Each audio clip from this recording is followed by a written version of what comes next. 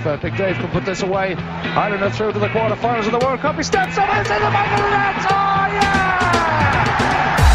Rome, here we come. And it's Ireland's day. Yeah! 61 years of waiting.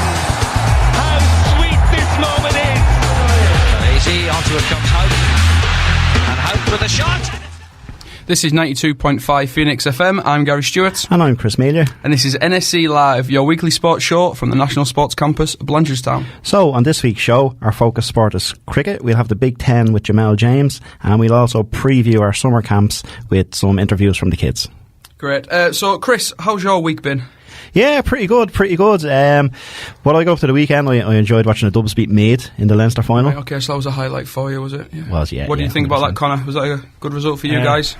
Not the best. Not the best, no. It's like watching the minor team play a senior team now. It wasn't their best performance. I thought it was like watching Luis Suarez, or is that going a bit too far? No. It was just total demolish. Okay, fair enough. Yeah, there may have been a Suarez incident, alright, but I think that was pushed aside as being not too much at all. That was just handbags, weren't it? Yeah. In the Gaelic games, that's just, Well, compared to your man, what's he called, from the UFC guy on Saturday night? Conor McGregor. Oh, God, that's some sport, isn't it? Fantastic. Absolutely brilliant. I think Conor's into the UFC. You're a bit of an expert, aren't you, buddy?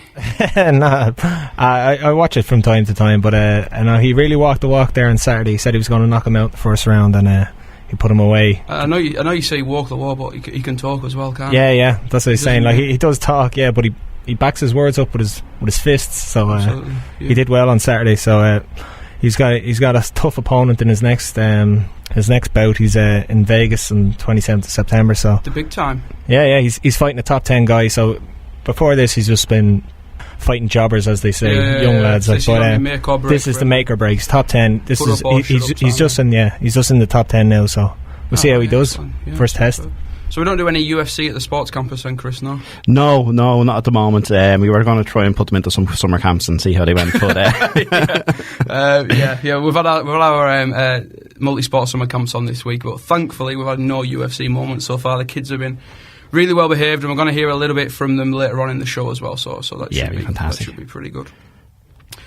So joining us in the studio, our first feature is a focus on the sport of cricket. So we are delighted to be joined by Reinhard Strijdom. Reinhard, how's it going?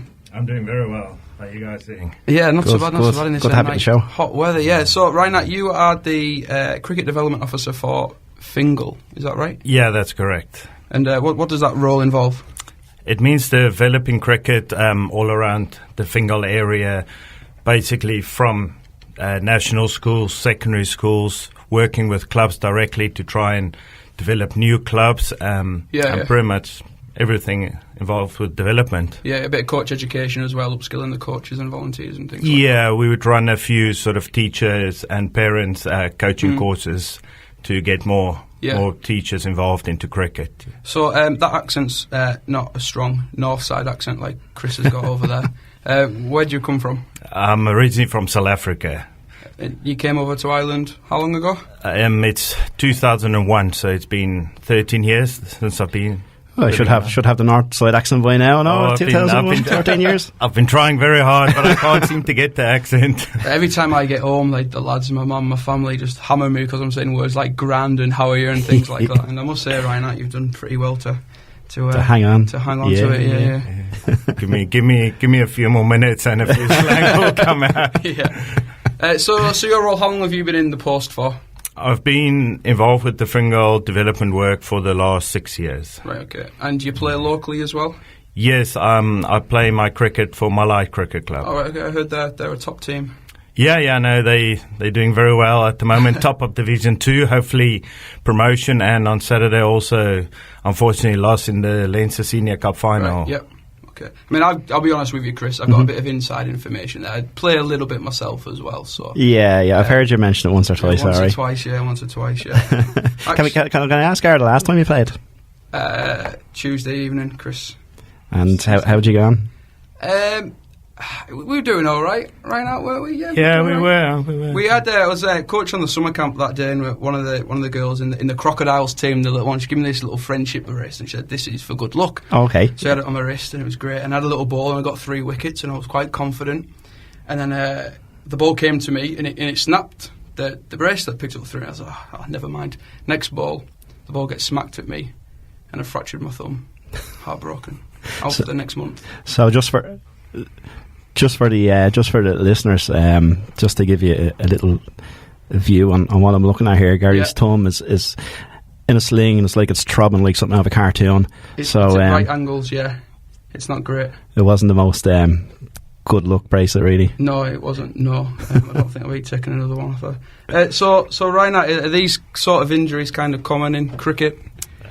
Yeah, they would be now. Sort of, you would find during the season a few lads breaking fingers, and that's mainly what people will break. The perceptions of cricket kind of being, obviously these perceptions are wrong, but when I came to Ireland, I kind of heard the perceptions of cricket's kind of a soft boy sport and things like that.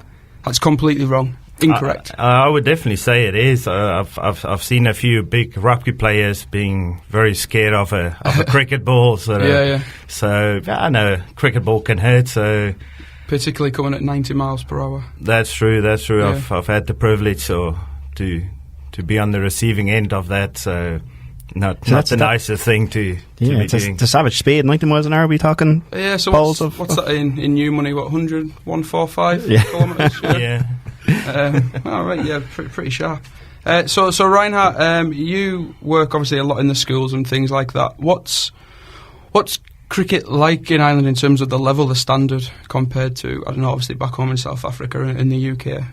Yeah, I think Ireland in general still got a way to go, again, because cricket in those nations like Australia, South Africa, England is a national sport. Where in Ireland it's a growing sport, possibly the fastest growing sport in Ireland at present, where the standards are definitely picking up the whole time, and it's great to see. So especially in national schools, more and more kids are starting to play cricket, and more schools are taking up cricket. So. Yeah, it's really interesting to hear, actually, because I remember when I was at school, like, cricket certainly wasn't on the curriculum, or So what sort of response are you getting from particularly parents when they're seeing their kids playing cricket where they never would have before? Yeah, no, it's been quite positive. When I started 6 years ago, especially Dublin 15 area, there would have been 2 national schools that would have cricket on their curriculum. At the moment, we have about 15 national schools. Excellent. And in the beginning, 6 years ago, it would have been sort of, we're doing cricket, and I don't want to play that. Yeah. Now I'm getting teachers, principals, parents, kids asking me, when are we coming back to do cricket in the school? So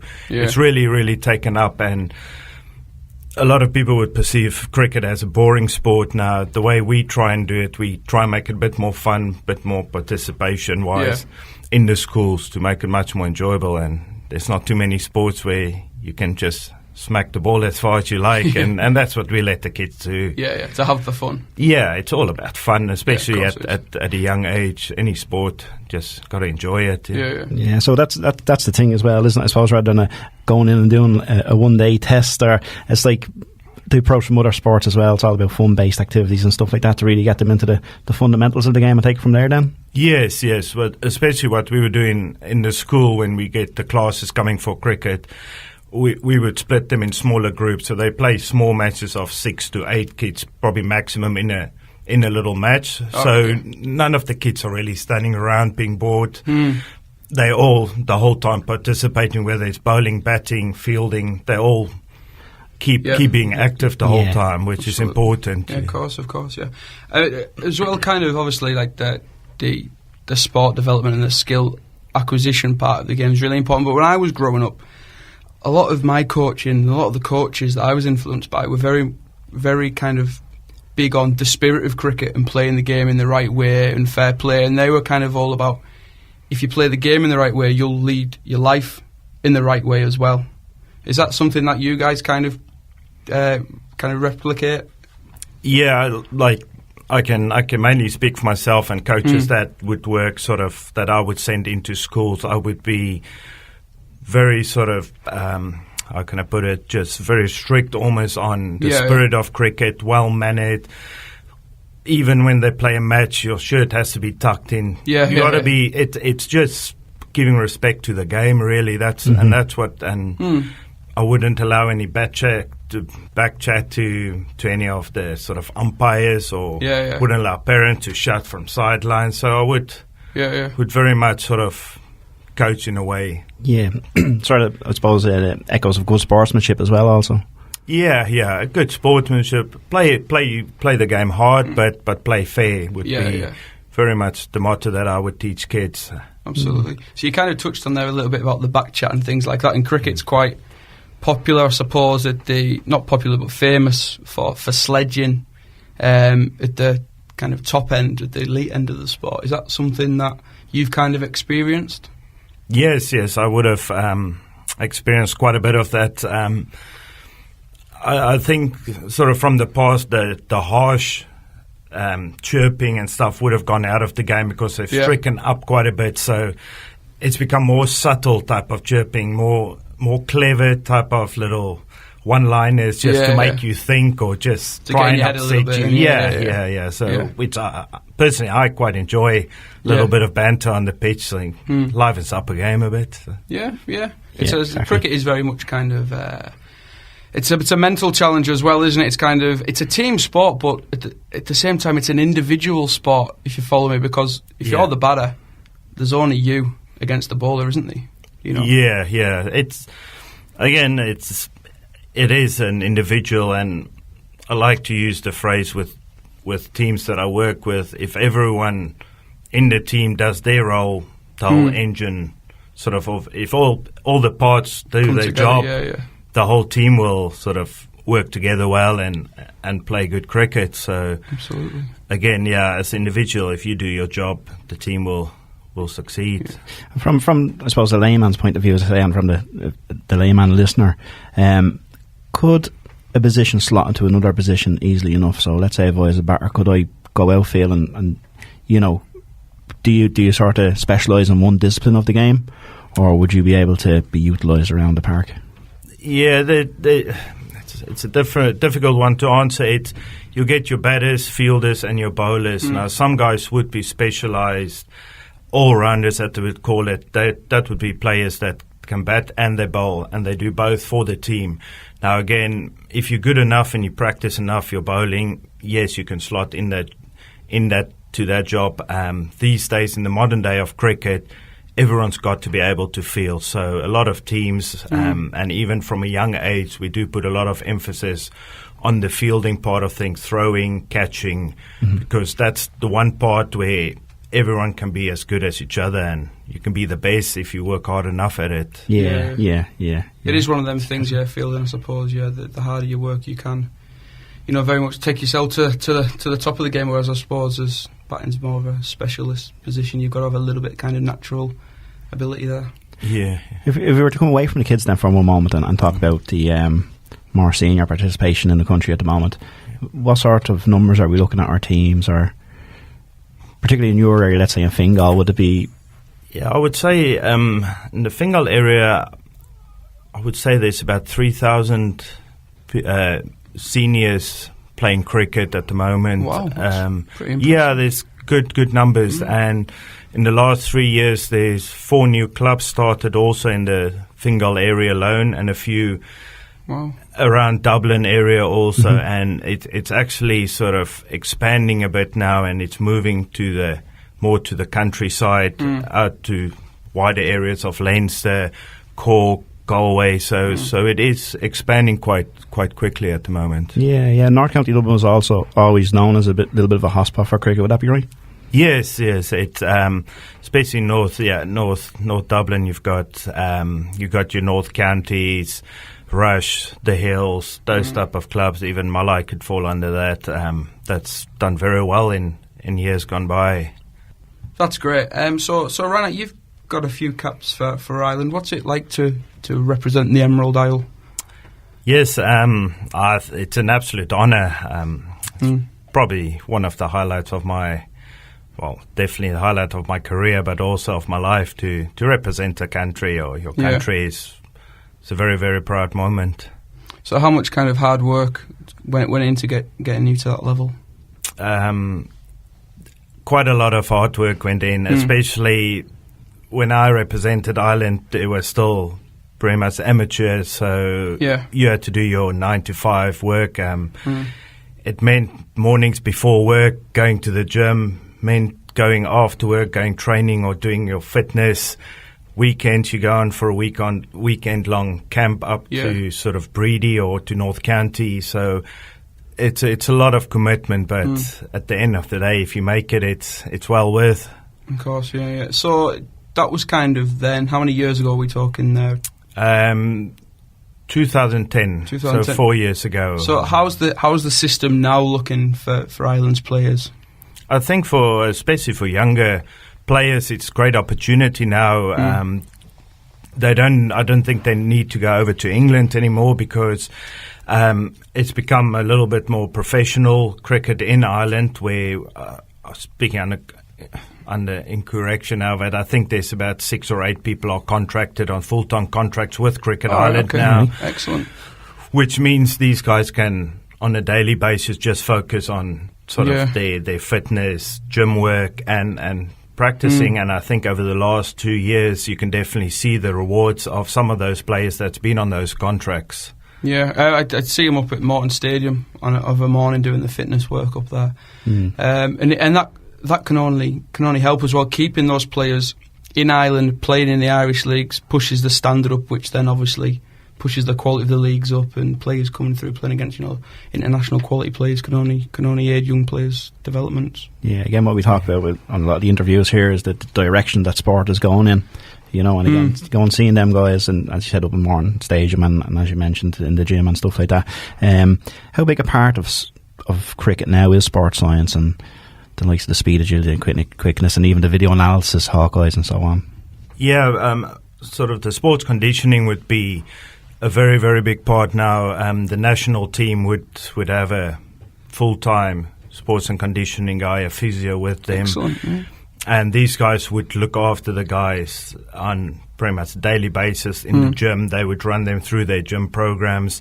And it's again because international cricket are playing so much cricket these days that if you're not fit and you're not don't have your sports and conditioning up to standard, players will break down with injuries. So from that basis, it is playing a huge part at the moment. Won't be long getting found out if you're not. You'll end up, fracturing your thumb. That's just not from catching a ball. No, you learn how to catch.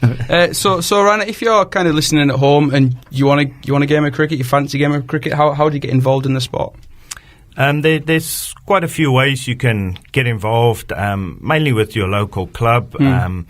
If you're not sure who your local club is, you can go on Cricket Lenses website, and on the website, all the clubs are on that. You can have a look and find your closest club. All the details from the club would be on it. Otherwise, if you're looking in the Fingal area, you can contact the Fingal County Council Sports Division, and they will put the person in contact with me, and I can guide them to where's the best place to join up or the closest. Right. So there's plenty of kind of support in there for people wanting to give it a go as well. Yes, and I would definitely recommend. If you haven't tried it out, it's a great sport, especially for your kids and stuff. It's something different for the kids to try out, and you'll be surprised how much the kids do enjoy it once they've tried it. Yeah. Well, I kind of mentioning back on the summer camps again, every morning we kind of say what the sports we're going to do for the rest of the day are. And when I mentioned, I think it was Monday, we're going to do cricket, it was the loudest cheer out of them all. So obviously that's testament to the work you guys are doing in the schools, inspiring and encouraging and exciting the children to play the game. Yeah, it shows wonderful diversity in sport. Yeah, absolutely, yeah. So Ryan, that's fantastic. Thanks for popping in. Delighted to hear from you, and best of luck in the future. Thank you very much. Thank you for having me. All Cheers, the best. guys. Thanks. Good luck. So, Chris, has that inspired you to take up the old bat and ball? I wouldn't say no. Yeah, definitely. Like I was a dab hand at Rounders down the end of the street years ago. But no, definitely. It's a great sport. I think if you're involved in it, also, you may enjoy it a bit more than if you're just spectating. Yeah, I think my girlfriend actually, I took her to a game last week to watch. Dragged her, to be fair. She described it as complicated rounders, which I suppose, as someone just kind of walking past and watching, it's a pretty good description. They might come across as seeing it that way, alright, yeah. But then again, you know, when you get involved, you probably see a different end of it altogether. Well, that's it, you know, you've got these T20 games now, and it's all hit the ball out the ground, you know, it can be pretty exciting, loud music, you know, you have your dancers going, you have half-time entertainment. Yeah. Coloured kits, it's, you know, it's a far cry from what a lot of people kind of think. Some of these guys are becoming household names as well now lately, and you know, maybe they had been in more cricket counties and stuff like that beforehand, but sort of globally now, and particularly UK and Ireland. Yeah, absolutely. I mean, you see that, you look at, obviously cricket's massive in Asia, and the biggest personalities, the biggest celebrities in Asia are their top cricketers. They're the ones that earn the most in their sponsorship endorsements, and they're the ones who are kind of, everyone kind of follows and everyone loves, you know, likes of Tendulkar and Dhoni, which you've probably never ever heard of, but over there, those guys, you know, those guys are gods, you know, it's unbelievable. They're the superstars. It's unbelievable, yeah, absolutely. So obviously that's inspired you to play cricket. We also as well touched on briefly about our summer camps, and we're now going to hear from a few of our children on our summer camps. A bit of a preview to our feature next week, which is going to focus a little bit more on detail on those. So our raving reporter Connor was down at our summer camps earlier on this morning. Raven reporter. So what's your name? Maria. And what age are you? 7. 7 years of age. And what do you like about the National Sports Campus multi-sport summer camps? Well, I like the gymnastic and the swimming, but if I was older, I would very like to go to the aqua zone. So, but I'm still having fun in here. Fun, yeah. And what did you do yesterday? Yesterday we played some sports games with balls and things like that. What's your name? Killian. And what age are you? 7. And what do you like most about the summer camp so far? I liked going into this pool. Are you a good swimmer? I'm in level 3. Well done. Anyone else? You want to answer a question? Me? Who else? What jersey? St. Bridget's. So St. Bridget's jersey. So do you support St. Bridget's? Yeah, and I support Arsenal. Arsenal as well. And what do you like about the summer camps here down the National Sports Campus? The dodgeball and the races when we beat the Jaguars fair and square. And also tomorrow we will have who's the best best group of here. Yeah. There are lions, there are tigers, there are jaguars, and there are dolphins, there are crocodiles. Our team is the lions. The lions. And I think we will win. I hope so. But tomorrow there will be trophies and things like that. Yeah, definitely. Are we going to win, everyone? Yeah! Who are the best team? The Lions! And then, so what's your team name, guys? Jaguars. And are you going to beat the Lions over there? Yeah! So what's your name? My name's Finn. And what age are you? I'm 8. 8. And what do you like so much about the sports campus, summer camp? Because we do lots of different sports, and I love the diving. The diving, is it? Do you dive normally? No. You going to get into it now? Yeah, I'm going to get it. Well done. And sorry, what's your name? Morgan. Do you support Chelsea? See your Chelsea jersey on you? No. No? Who do you support?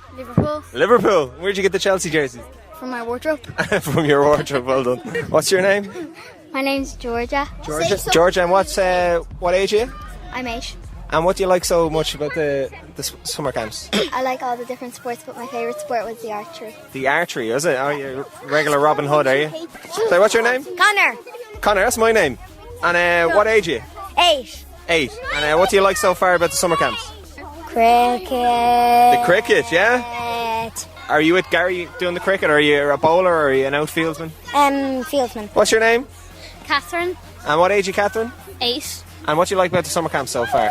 Beating the Lions. The Lions? You beat the Lions? Yes. Are you in the Jaguar team? Yeah. Yes. And you're going to beat the Lions, are you? Yeah! We're so going to beat the cheating Lions! The cheating Lions! What's your name? Frankie. And what's your age? 8. And who's your favourite football player? Robin Van Persie. Robin Van Persie. Do you like his? Do you like him in the Dutch performance in the World Cup? Yeah. Yeah. Do you like his goal against Spain? Yeah. Would you like that goal? Did you? It was a good goal, wasn't it? And what's your favourite thing about the summer camps? Everything. Everything. What's your name? Jack. And what age are you, Jack? 8. And what's your favourite thing about the sports campus? The soccer. The soccer, is it? Are you a soccer fan? Yeah. I see you support Liverpool there. Who's your favourite player? Wadsworth, but now Gerrard. Gerrard, yeah. Well done. Hello, what's your name?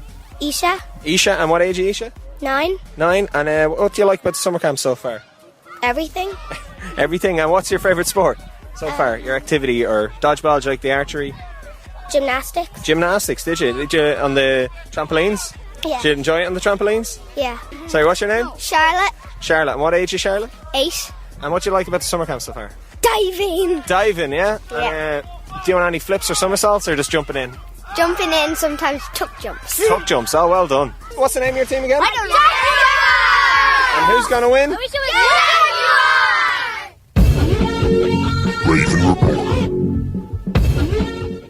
Well, to be honest with you, my money's on the Crocodiles. I think they're going to take home the crown, yeah. Yeah, I don't know. The Lions sound pretty sharp as well. Well, so. A bit of inside information there, because it ultimately is me that decides, Chris, and I'm telling you, the Crocodiles are going to win. Unless they get me money back on that bet song. Yeah. Sounds like they're having great fun anyway. Yeah, definitely. Oh my God, the amount of sports, like, you can even see the kids, that it's a genuine, they have to think hard of which one they'd actually enjoy. Yeah. Their cricket to dive, and it's just brilliant. Yeah, it's all great fun. Yeah, brilliant. So the camps are in full swing. So where are we now time-wise? Are we through one? Have we many to go? Or? So today is the last day of Camp 2. We've got another camp starting on Monday. We have a couple of places left. So if anyone is interested in booking their children on, the children have to be aged 5 to 13. It's €85 for the week. But they get a gym bag, a t-shirt, water bottle, and obviously they play 20 to 25 different sports. If you'd like to book, just drop me an email, garystewart@nac.ie, and then I'll get back to you at some point over the weekend just to confirm it. That sounds great, Karen. Fierce amount of 25 sports. Yeah, 20 to 25 sports, yeah. So no, it's typically kind of like your dry sports, your field sports like archery, sports like fencing, your soccer, your cricket we do in the morning. Then we have lunchtime, and then we head over to the National Aquatic Centre. Mm-hmm. So for the older kids, they'll get to go in the aqua zone and do a bit of diving. The younger kids, bit of water polo, bit of swimming. They get a swimming lesson, which is great, particularly for the 5 and 6 year olds. Yeah, brilliant. So the afternoon's always in the pool, so that's great fun. I think that's can be often the highlight of. That's great, because I know having kids like you can spend 1 week maybe trying athletics, and the next week trying cricket, and the next week trying swimming. But you get this all in one. You can really see what they really enjoy and what they drive towards, that you might want to go back to and get involved in a bit more through the camp. Well, definitely, and that's probably been the main bit of feedback from the parents that we've had so far. We involve the national governing bodies as well, so they come down and do a lot of the coaching. So say your child really likes Olympic handball, they'll say, well, your nearest club is here. So that's how they can stay in the sport. Sports like archery and fencing, we'll be starting new programmes in September, so the children can, keep doing them sports then. Week 3 next week, and then we also got camps starting week of the 11th of August, and then week of 18th of August as well. Great, look forward to seeing it, and I hope the Lions actually win that time, if not this time. Yeah, that time, if not this time, yeah, absolutely. So brilliant. So now it's time for our Big Ten feature, and last week at the Morton Games we also caught up with Jamal James from Trinidad and Tobago.